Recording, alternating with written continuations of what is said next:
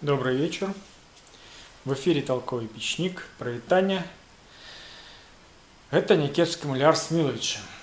Снимаю это видео, чтобы показать свой опыт вырезания таких элементов, как книжки. Сразу скажу.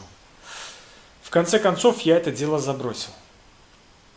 Потратил на все вот это, на эти постоянные эксперименты, я потратил неделю времени. То есть не неделю, сегодня вот 5,5 рабочих дней, по 10 часов, 55 часов я потратил на то, чтобы вот прийти к этому. Какая была цель? Согласно проекту нужно было сделать вот такие вот карнизы. Видите, они называются, один печник Димакасько назвал их книжки. Я их с тех пор стал называть книжки. Да, вот такие вот элементы. Вот они в профиль так смотрятся, в том числе и угловые, да, вот они вот такие уже. Да, вот такие вот книжки. Вот эти элементы выточены вручную. Да? Способ у них такой, что сначала вырезается вот здесь вот по краю полукруг, вот, болгарочкой, потом это все проходится. Там сложная система, чашки, два вида черепашек, два вида лепестков, потом еще наждачкой протирается. Это сложная система. В итоге получается не очень. Перепады есть по высоте, есть нюансы. Вот. Нужно было механизировать какой-то процесс, чтобы прийти к чему-то нормальному более. Я долго возился, то болгарка, то так, то сяк. Короче, было множество вариантов всяких. В итоге получилось у меня сделать вот такие штучки. То есть одинаковые, гладкие по структуре, вопросов нету. Вот они, вот такие вот элементики, да? Они 5-сантиметровые получились у меня. Я потом скажу, то есть все, то есть заводской, так скажем, вариант, да, то есть вообще, то есть идеально, и гладкость отличная, и кромки одинаковые, да, и глубина одинаковая, то есть вопросов нету. То есть все получилось супер-пупер. Вот. Но они получались у меня только 5-сантиметровые. Вот.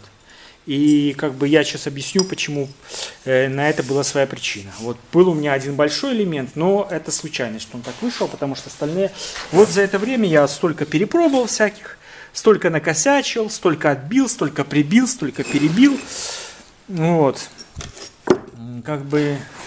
Значит, я пробовал разные элементы. В конце концов, я в Слонимском районе работаю, в Слонимском магазине ОМА. Я купил, сейчас покажу, такой вот станочек. Вот он, станочек. Вот как это. Станочек Веркер. Сверлильный станок. Вот, можете все его видеть характеристики. Всем хорош. 450 ватт, очень маленькая мощность, единственный минус.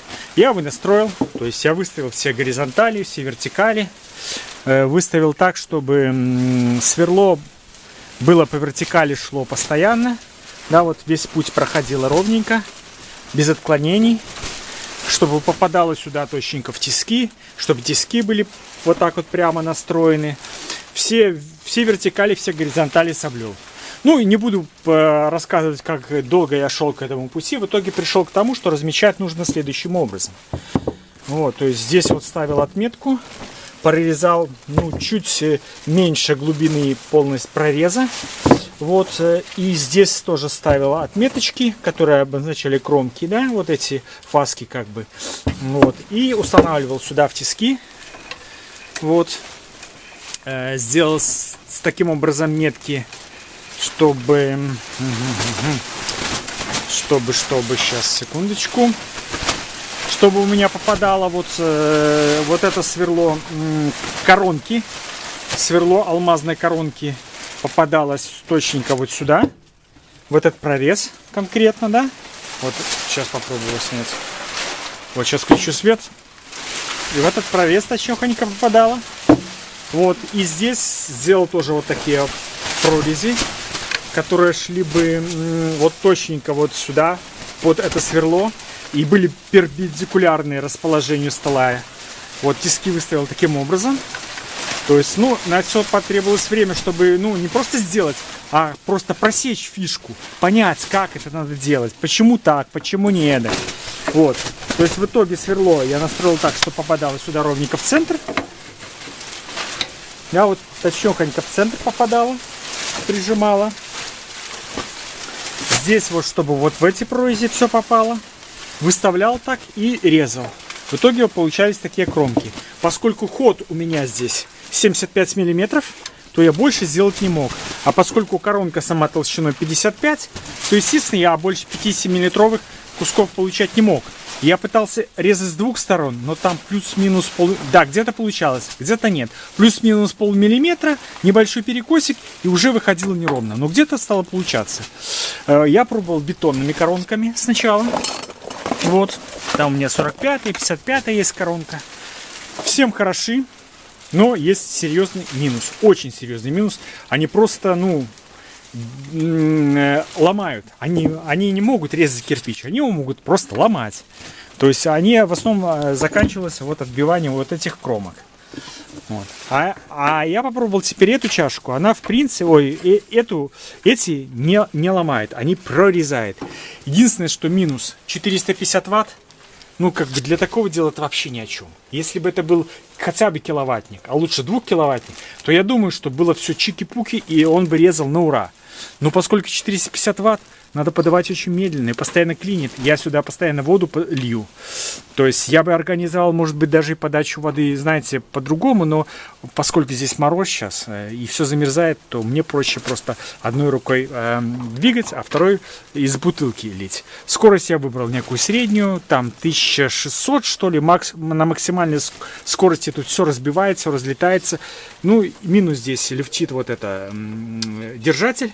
Зажать его лучше не удается, потому что металл мягкий, да, очень мягкий металл, то есть, ну, какой-то типа олова вообще, то есть. И в итоге, короче, вот так пробовал поджимать, в итоге срывается резьба, насквозь нельзя закрепить, фиксировал уже, пробовал. Где-то у меня еще одна такой есть держатель. Вот. Фиксировал, пробовал крепить насквозь. Ага. Вот он. Но получается так, что, как бы вам сказать, само по себе расстояние между коронкой и стержнем, сверлом есть. Поэтому, ну, никак нельзя без люфта обойтись. То есть обязательно надо фиксировать вплотную. Вот. Все, короче, у меня стало получаться. Я могу такие делать 5-сантиметровые куски. Был бы больше ход сверла, скажу так. Был бы более точный станок, возможно, еще при настройках, да? Был бы мощности побольше, я думаю, я бы в принципе мог бы делать и полноценные такие кирпичи. Вот. То есть вы видели, что гладко, чисто, аккуратно. А так получается исключительно 5-сантиметровые кусочки. Ну, некрасиво. Это, ну, скажем так, можно сделать, но это будет не очень красиво. На один только мне на 68 элементов, поскольку резко с дальнейшими дочистками, даже если занимает полчаса, может меньше, все равно это будет 3-4 часа работы, 3,5 часа дня еще я только на один ряд не нарезать таких элементов потеряю. Вот. Получается неделя только резко вот таких вот книжек обойдется 5-сантиметровых. Поэтому в итоге после консультации с заказчиком, ну, я решил от этого дела отказаться. Вот неделю вот провозился, прикинул, вычислил, все настроил, но в итоге вот стало получаться, но в итоге пришлось отказаться. В основном проблема это нехватка мощности. Сюда поставить бы другой движок. Вот, не 450 ватт. Этот, ну, он постоянно клинит, останавливается, надо очень медленно подавать. То я думаю, все было бы заргут. Мне утверждали, что вот это быстро затупится. Я постоянно подаю воду. Я скажу так, на одной коронке я там, ну, я не знаю сколько там, штук 30 перепробовал, нарезал. Никаких проблем у меня не было. Вот, тут были свои нюансы с настройками, с натяжками. Я пока разобрался, что куда. Сразу скажу про этот станок Werker. Понимаете, инструкция там есть. В инструкции даже что-то под номерками подписано. Но вообще это пазл. Если ты никогда сверлильный станок сам не собирал, а я только в школе им пользовался на уроках труда. Спасибо нашим учителям, Фанипольская школа номер 2. Всем привет, я вам очень благодарен за уроки труда, за все уроки, которые там были. Ну, я много научился, вот смог его собрать. Ну, и собирал я его долго, полдня, наверное, я возился и думал, как его собрать. Ну, в общем, я вам все рассказал. Вот. какой был кирпич по итогу, в принципе, результат удовлетворительный я показал. Почему я не буду это делать, я тоже рассказал. В принципе, ну, я вот хочу сказать, что можно этот процесс механизировать, автоматизировать и делать одинаковые, да, делать одинаковые по книжке. Вот. Всем привет! Привет всем печникам, которые помогали мне, которые надоумили меня, которые критиковали меня. Я сейчас услышу поток неделю времени потраченного там впустую. Да, впустую потраченное время. Ну как, польза-то для меня есть теперь. Вот. Не все впустую.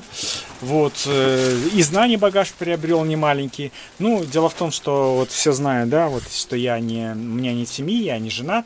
Поэтому я могу как бы, ну, время, ну, я могу себе такое позволить.